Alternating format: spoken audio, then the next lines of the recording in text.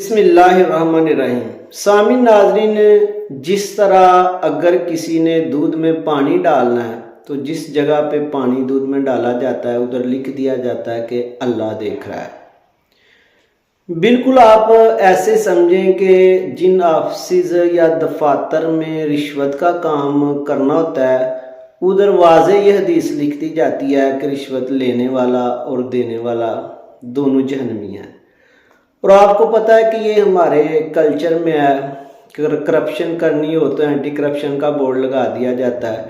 اس سے بھی بدتر طریقے سے میں آپ کو بتاؤں کہ فرقہ واریت سے نفرت کا بورڈ لگا کر انجینئر مولوی مرزا علی نے صحیح معنوں میں فرقہ واریت پھیلائی ہے۔ وہ کیسے؟ فرقہ کہتے ہیں جدا ہونا جماعت سے، جماعت سے جو لوگ الگ ہوئے وہ فرقہ میں پڑے، جیسا کہ آپ کافی احادیث پڑھیں گے صحاح ستہ میں کہ مسلمانوں کو متحد رکھنے کے لیے رسول اللہ صلی اللہ علیہ وآلہ وسلم نے خلفائے راشدین کی جو ہے نا وہ پیروی کرنے کا کہا، بلکہ امیر کی اطاعت میں اس طرح کہا کہ اگرچہ آپ کو کوئی بات ایسے لگے کہ وہ قرآن حدیث کے مطابق نہیں بھی تو آپ نے امیر کی اطاعت کرنی ہے، اور خلفائے راشدین کی اطاعت کا تو بہت زیادہ کہا۔ اور دیکھیں نا، جو لوگ قرآن اور حدیث کا نعرہ لگا کے حضرت علی رضی اللہ تعالی عنہ سے علیحدہ ہوئے، انہوں نے کہا جی فیصلہ تو قرآن حدیث کے مطابق کرنا چاہیے، حضرت علی رضی اللہ تعالی عنہ کے مطابق تو نہیں کرنا چاہیے۔ تو پھر ایسا اختلاف پڑا، صحابہ میں اختلاف ڈالا گیا، مسلم اتحاد کو ایسا توڑا گیا کہ ابھی تک وہ متحد نہیں ہو رہے۔ اور نعرہ کیا لگایا جی؟ قرآن حدیث۔ آپ مجھے بتائیں کہ حضرت علی رضی اللہ تعالیٰ عنہ سے زیادہ کون قرآن حدیث جو ہے نا وہ جانتا تھا؟ اور میں آپ کو بتاؤں کہ اس بندے نے اہل سنت والجماعت اہل سنت والجماعت.com خود یہ اس نے اپنے پہلے شروع میں اہل سنت والجماعت کا بورڈ لگایا اور لوگوں کو اہل سنت سے علیحدہ کیا، بلکہ اس نے کیا کیا کہ اہل سنت والجماعت میں بھی طبقات بنائے۔ اس نے کہا کہ بریلوی ایک علیحدہ فرقہ ہے یا علیحدہ گروہ ہے، حالانکہ تاریخ شاہد ہے اور بریلوی مسلک کے لوگوں سے پوچھ لو، ہر کوئی اس بات کو مانتا ہے کہ بریلوی علیحدہ سے کوئی فرقہ گروہ یا جماعت نہیں ہے، یہ اہل سنت والجماعت کے ایک عالم دین، عالم با عمل، حضور صلی اللہ علیہ وسلم کی نعتیں پڑھنے والے مولانا شاہ احمد رضا خان جو ہے نا وہ بریلی میں پیدا ہوئے، ان کی ایک نسبت سے بریلی ہے، یعنی یہ اہل سنت ہے۔ اور اسی طرح آپ دیکھو کہ یعنی اہل سنت کو مزید اس نے توڑا، جدا کیا، فرقے آگے سے بنائے۔ آپ کو میں بتاؤں کہ حنفیہ غسانیہ ایک فرقہ ہے جنہوں نے امام اعظم ابو حنیفہ رحمۃ اللہ تعالیٰ علیہ سے اختلاف کیا۔ انہوں نے کہا جی امام اعظم ابو حنیفہ رحمۃ اللہ تعالیٰ علیہ تو اپنی سوجھ بوجھ سے مسئلہ لکھتے تھے، حالانکہ وہ قرآن و حدیث سے لکھتے تھے۔ تو اس گروہ کو فرقہ کا نام دیا حضور غوث اعظم رحمۃ اللہ تعالیٰ علیہ نے، اور غنیت الطالبین میں انہوں نے مینشن کیا کہ یہ جہنمی گروہ ہے۔ کون لوگ؟ جنہوں نے امام اعظم ابو حنیفہ کی مخالفت کی اور معاذ اللہ انہیں جاہل کہا، ان کو کہا۔ اور اس نے کیا کہا؟ اس نے حنفیوں کو جہنمی کہا ہوا ہے۔ اب اس کی ویڈیو دیکھ لو، اور پھر آپ دیکھیں مزید، اگر آپ دیکھیں کہ جو لوگ جماعت سے علیحدہ ہوئے، خارجی ٹائپ جو لوگ تھے، اس نے ان کے مکتبہ فکر، ان کی مسند پہ بیٹھنے والے لوگوں کو مجدد ڈکلیئر کیا، یعنی ریورس کام کیا۔ اس نے اس طرح ان کے فرقے بنائے یا فرقوں میں لوگوں کو ڈالا کہ جس طرح حق تھا۔ مثلا عبدالوہاب نجدی کو اس نے مجدد کہا، آپ اس کی تاریخ دیکھ لو۔ ابھی بھی امریکہ کے یعنی کہ سینٹ میں بات کبھی ہوتی ہے، اخباروں میں آپ دیکھو پتہ چلتا ہے، وہ کہتے ہیں جی ہم نے عرب میں وہابیت کو جو ہے نا وہ لانچ کیا مسلمانوں کا اتحاد توڑنے کے لیے۔ تو اس نے عبدالوہاب نجدی کو مجدد کہا، ڈکلیئر کیا، اس سے پہلے کسی نے نہیں کیا۔ جوید احمد گامدی کو जवेद अहमद गामदी का अगर आप टॉपिक देखें ना, हज़रत ईसा अलैहिस्सलाम की वफ़ात के मतलब या हयात के मतलब या उठाए जाने के मतलब, तो वाज़े यानी कि जवेद अहमद गामदी साहब ने कहा हुआ है कि ये ईसा अलैहिस्सलाम फौत हो गए हैं, उठाए नहीं गए, ना किसी महदी ने आना है ना उनसे। आप इस टॉपिक पे उनकी वीडियो देख लो। यानी कि सारी उम्मत इस बात पे मुत्तहिद है कि ईसा अलैहिस्सलाम जो है ना वो उठाए गए हैं, फौत नहीं हुए, उनका नुज़ूल होना है। तो इसने इस बंदे को मुजद्दिद डिक्लेयर किया। आप इसकी वीडियोस देख लेना।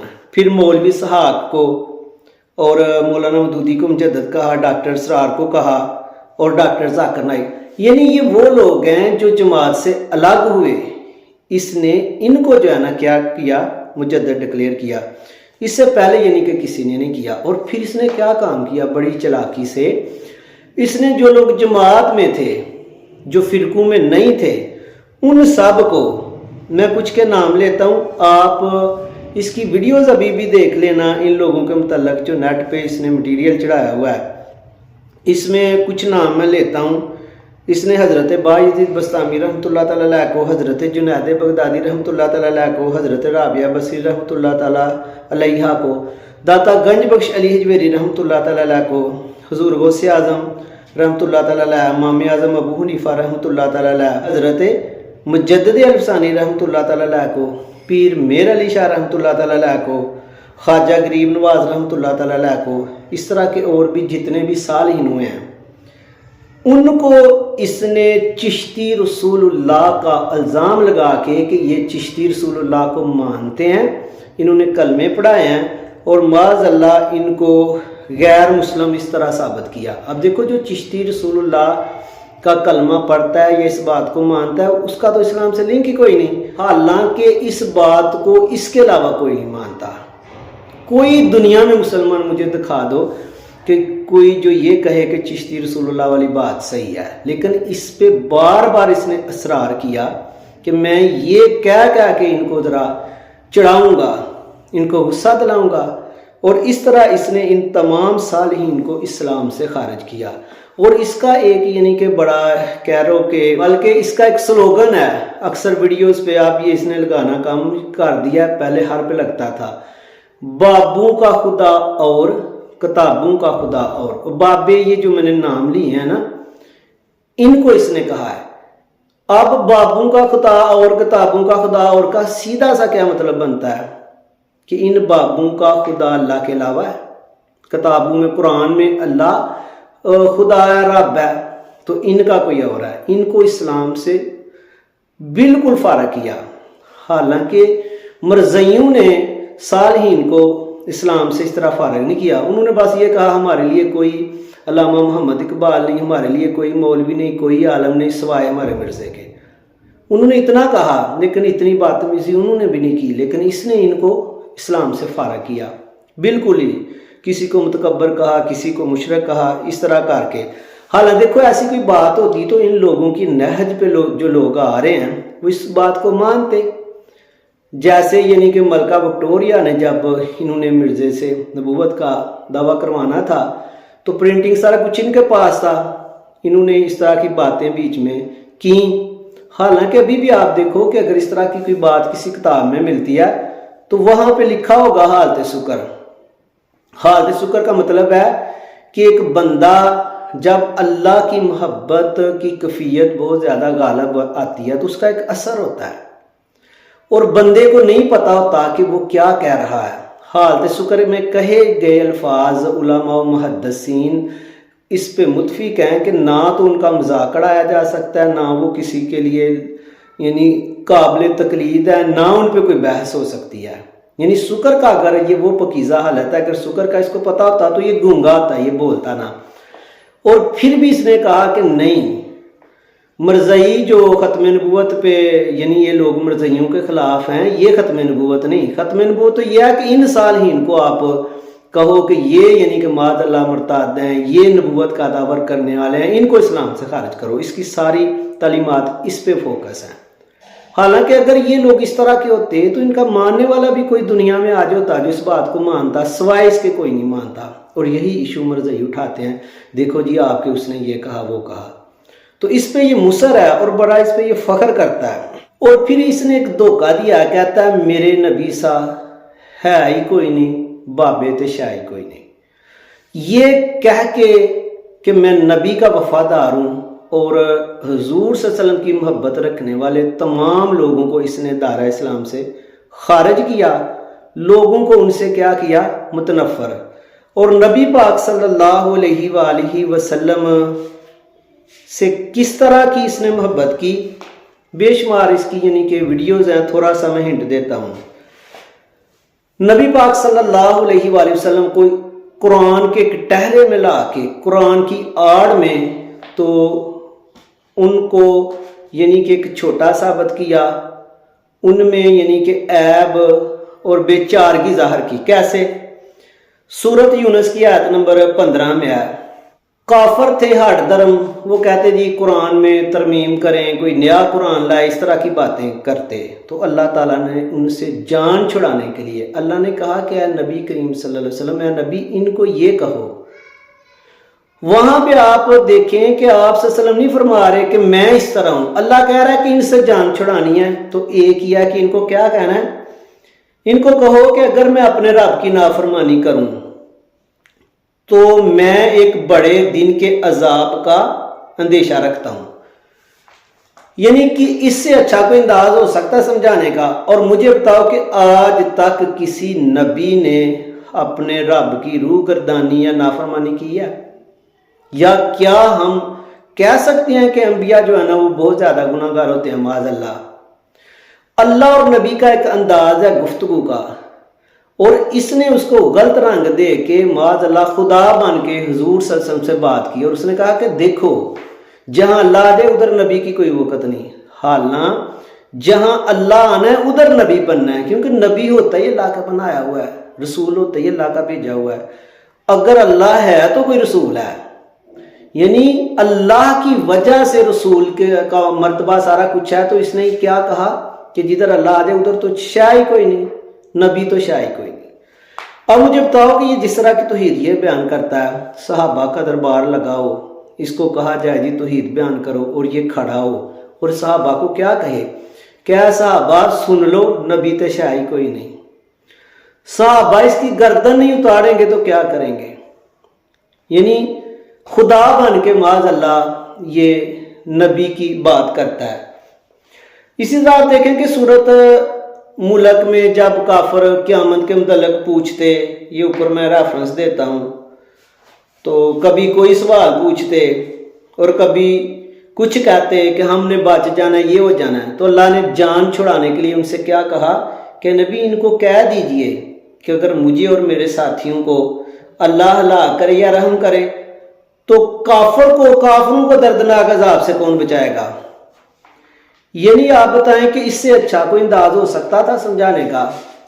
اور اس نے کہا جی ہلاک کر دے گا اللہ, ایسے کر دے گا, وہ کر دے گا, اللہ آ جائے تو نبی تو ہوتا ہی کچھ نہیں. اللہ آئے تو ہم ہیں, اللہ ہو تو کائنات ہے, اللہ ہو تو انبیاء ہیں, اللہ ہو تو رسول ہے. اللہ نے ان کو یہ عظمت فضیلت دی ہوئی ہے, اور یہ اللہ کو سامنے لا کے ان کو کیا کرتا ہے, اس نظر انداز کرتا ہے. اور ویسے کہتا ہے جی میرے نبی سہائے کوئی نہیں, اور جب نبی کی بات کرتا ہے قرآن کی آیات بیان کر کے تو ثابت کرتا ہے کہ نبی تے شاہی کوئی نہیں. اور دوسرا اس نے ایک چلاکی سے ایک لاہ عمل اختیار کیا کہ جتنے بھی سلیم الفطرت انسان ہیں, جتنے بھی اہل علم والے ہیں, کسی بھی مکتبہ فکر سے وہ تعلق رکھتے ہوں, اس نے کہا وہ بھی جاہل ہے, اس کو کچھ نہیں پتا. ان کو للکارا. کیوں للکارا؟ کہ یہ ایک طریقہ ہے. اب یہ دجال کا بھی یہ طریقہ ہونا ہے کہ اس نے ہر اہل علم کا رد کرنا ہے. قادیانی مرزا نے بھی کیا, کسی کو علم والے کو انہوں نے کہا کہ اگر کوئی اور علم والا سامنے آ گیا تو ہمارا جو مرزا ہے وہ تو علم میں کم رہ جائے گا. کسی علم والے کی اس نے بات نہیں کی. اس نے بھی ہر مکتبہ فکر کے ہر علم والے کو للکارا اور رد کیا, اس میں غلطیاں نکالی, اس کو لان تان کیا, برا بھلا کہا. کیوں کہ لوگ کہیں یار یہ اتنا بڑا ہے, یہ اتنا علم والا ہے. آپ دیکھو نا کہ میڈیا پہ آنے والے جو صحافی ہیں, مجھے سمجھ نہیں آتی کہ کوئی پوڈ کاسٹ لے رہا ہے, کوئی کچھ لے رہا ہے, اور وہ فخر کرتے ہیں اس کے ساتھ, ویڈیو کیوں بنواتے ہیں؟ جی یہ فیم ہے، سوشل میڈیا پہ ہماری بھی فیم ہو جائے۔ خود کو فرقے سے باہر کرنے کے لیے کبھی کہے گا دیکھو جی ہماری کوئی چندہ بک ہے، کیا ہماری نماز ہر ایک کے پیچھے نہیں ہو جاتی؟ کیا ہم سب کو صحیح نہیں سمجھتے؟ آپ مجھے بتاؤ کہ سب کو صحیح سمجھنا یہ فرقے سے باہر ہونے کے لیے ضروری نہیں ہے۔ جو سب کو صحیح سمجھتا ہے وہ غلط ہے، جو صحیح کو صحیح کہتا ہے اور غلط کو غلط کہتا ہے وہ صحیح ہے۔ اگر ہر ایک کو صحیح رکھنا تھا تو واقعہ کربلا جو ہے نا وہ کیوں رونما ہوتا؟ باقی فرقے کے لیے جو سب سے ضروری چیز ہے وہ جماعت سے علیحدہ ہونا ہے۔ آپ جماعت سے علیحدہ ہو گئے تو کیا ہو گیا؟ آپ فرقے میں آ گئے۔ بڑے فرقے ہیں، آپ دیکھیں کہ جن کی چندہ بک بھی نہیں تھی، کوئی مسجد بھی نہیں تھی، اور جو ختم ہو گئے، اور کچھ تھے وہ رہے، انہوں نے اپنا ایک سیٹ اپ بھی بنایا۔